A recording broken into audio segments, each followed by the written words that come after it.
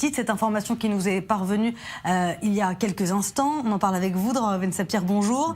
Le Premier ministre israélien, qui est en ce moment même à Davos, devrait rencontrer Vladimir Poutine la semaine prochaine. Oui, décidément un agenda diplomatique très chargé pour le Premier ministre israélien, puisqu'il y a eu, il y a pas si longtemps, la semaine dernière, il y a la visite de Benjamin Netanyahou en Inde, et puis la visite en Israël du vice-président américain Mike Pence. Benjamin Netanyahou est actuellement à Davos, au Forum économique mondial.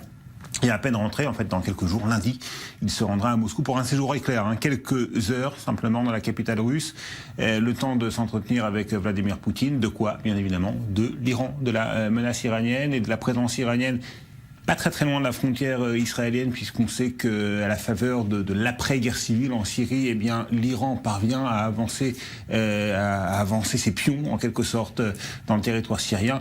Il y a pas véritablement de présence militaire iranienne, mais des milices chiites qui sont affiliées à l'Iran. Le Hezbollah, mais pas seulement, qui sont présentes en Syrie. Et on n'a pas véritablement vu que la Russie de Vladimir Poutine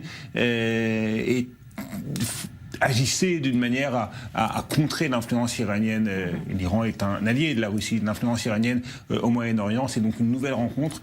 Benjamin Netanyahou et Vladimir Poutine s'entendent bien, mais cette bonne entente, encore une fois, n'a pas suffi à faire en sorte que la Russie agisse pour mettre un terme à l'influence iranienne au Proche-Orient, qui est de plus en plus grande.